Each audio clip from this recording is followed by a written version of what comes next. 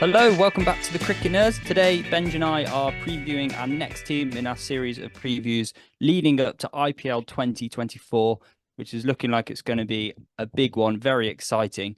Lots of strong teams, well, lots of strong squads really that are in this tournament. It's hard to kind of choose who's going to do well. But I think without a doubt, we know that Mumbai Indians are going to do well. And that's the team we're previewing today because they just looked absolutely stacked from number 1 to number 11 or 12, however you want to say it. And you just look at their Indian players and you just think, wow, how are they going to lose this tournament? Benj, do you reckon this is a Mumbai victory, straight away victory? They just need to not do what they did last year and not be able to gel as a team. Like they are a very, very, very strong squad. As you say, Zach, they are stacked from number 1 to 11. They have signed some fantastic players in this year's window. And also have managed to sign back Hardik Pandya as their captain, which is always going to be really scary because Hardik Pandya just brings so much balance to all their sides. I think if we're talking their strengths, they have strengths all the way through their side. Like if you look at the top of the order, they've got Rohit Sharma and Ishan Kishan, who always got off to a good start. Surya Kumar Yadav, who's still probably one of the best T20 batters in the world, even though he's had a bit of a dip in form, but he's up there with the best. You've got the likes of Tim David in that middle order who can really come in and do some hard hitting. Then, of course, Hardik Pandya, who again can bat realistically anywhere in from 4 to 6 and also bowl very useful overs. It really helps balance that side. And then they've got a really strong bowling attack. If you look at, they've got Jasprit Bumrah, who's potentially the best bowler in the world right now, fast bowler that is. They have Gerald Coates here, who we've seen him perform fantastically in T20 leagues. We've seen him play great in the World Cup and for South Africa too. And hot off the press, have just signed Luke Wood as a replacement for Jason Behrendorff. And we know how good Luke Wood can be. And we welcome James to the podcast as well. Hello, James. Hello, lads. So, Zach, as you were saying, Yes. So Mumbai, they've got strengths all the way through, really. And I think, Benji, you talk about their fast bowling. That is for sure their biggest strength. I mean, the auction, they just went for bowler after bowler after bowler to the point where if even if 3 of their overseas fast bowlers are out of form, they've still got 2 others who could potentially do a job. So the chances of them having an overseas fast bowler bowling well is always strong. And also having Hardik Pandya as the captain, we know he almost plays better when he's got that role, and it frees up Rohit Sharma to just concentrate as being Rohit Sharma, the opening batsman. Because if he's just playing in that batting role, and we know how scary he can be, he's been quiet over the last few seasons, and if he performs at the top, the Mumbai Indians, that just makes their squad look a lot scarier.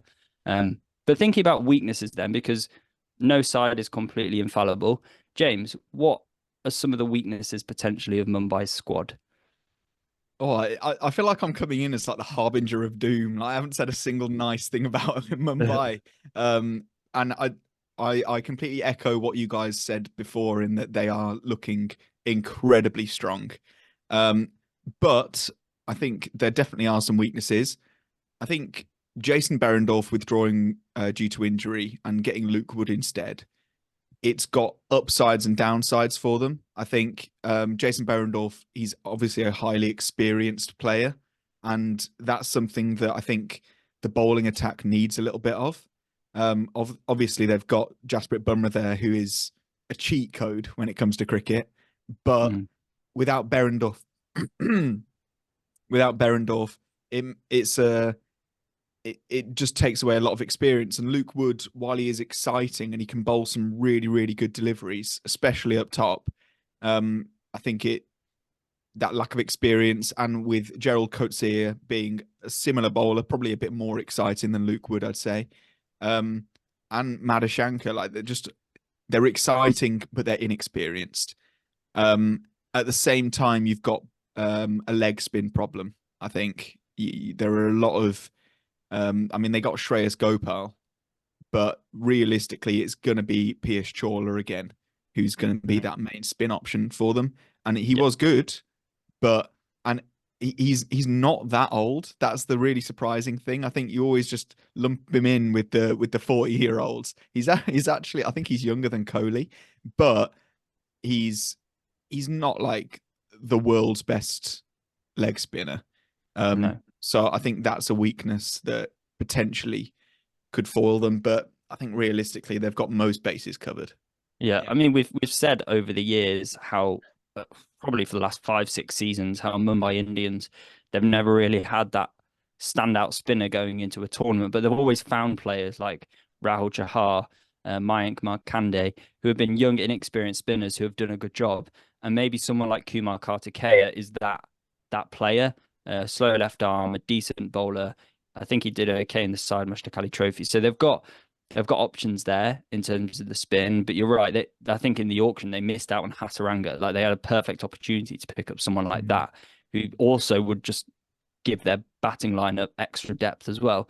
So yeah, that is an area. But they look very strong. And how are we going to put an 11 or 12 together? Ben, what's your team looking like for Mumbai? It's really hard because as if we're talking about players to watch, Mohammad Nabi's another one who fits into that role. Like he has got that experience to him and can help out with that issues that you're talking about, James. But I just can't fit him into my 12. There's too many other players that I choose instead.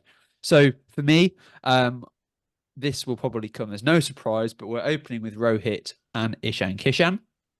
At the top of the order. I have got Devalt Brevis at number 3 because I know just how talented he can be. I've then got Surya Kumar Yadav in at number 4. I would put Tim David at 5, but knowing Hardik Pandya, he's going to bat himself higher in the order. So I've got Hardik at 5, and then Tim David at 6 as sort of that finisher role along with Tilak Verma. Then my bowlers, I'm going with Gerald Coetzee, Luke Wood, Jasprit Bumrah and Piyush Chawla. And then with my number 12, I am putting in Shreyas Gopal because he is a bit of a mix-all player, bowls a couple of handy left leg breaks in there as well if Chawla's not quite firing. But you could easily take a bowler, you could easily take an extra batter. I mean, that's the whole point of this impact sub. James, who have you got? So I've got a completely Indian top 5, which I think is one of the main reasons that Mumbai is so strong. Rohit, Ishan Kishan, Sky at 3, Tilak Varma 4. Those two might swap around. Nehal Wadhwani, the really good player for Punjab, at 5. And then I got Tim David at 6, Hardik Pandya at 7, which if that isn't batting depth, I don't know what is. Mohammad Nabi at 8. At 7. He might. He's a very good finisher. Sorry, Mohammad Nabi. Yeah, Mohammad Nabi at 8, Gerald Coetzee at 9, Luke Wood at 10, Jasprit Bumrah at 11, and then I've got Piyush Chawla as my impact sub. What about you, Zach? I've gone with kind of a little bit different, I guess. Same players, just mixed around. So Sharma and Kishan opening, Sky at 3. I then got Hardik coming in at 4. I think that's the position he wants to bat in. Tim David at 5, Tilak Varma at 6, Mohammad Nabi at 7, Gerald Coetzee at 8, Piyush Chawla 9, Jasprit Bumrah 10, and Dilshan Madhushankar as the number 11. I think they're going to look at him early on. And then Nehal Wadhwani I've got as the impact sub. I've gone with the bowling first impact sub. And then if they bat first, then Piyush Chawla is the impact sub and Wadhwani start. So yeah, it's a very stacked 11. For me, Mohammad Nabi kind of has to play in the off chance that they do have a top order Indian collapse, then he can play that role as the experienced anchor to get you through.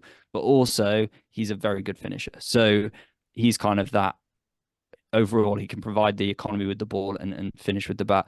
But it's looking like they're going to do well. I've got them finishing first in the table. Have you guys got the same? Yep. Pains me deeply to say it, but I also have Mumbai Indians as first in the table, Yeah. which It's always the Chennai Mumbai rivalry, isn't it? So yeah. it's a sad But yeah, day. it's looking like it's going to be a strong Mumbai team. But who knows? You might think completely differently. I'm sure there's someone watching this video who thinks they're going to finish last. If you're that person, let us know in the comments. Tell us why. Give us your reasons. Also, if you want, you can leave us your 11s. What you think who you think they're going to pick.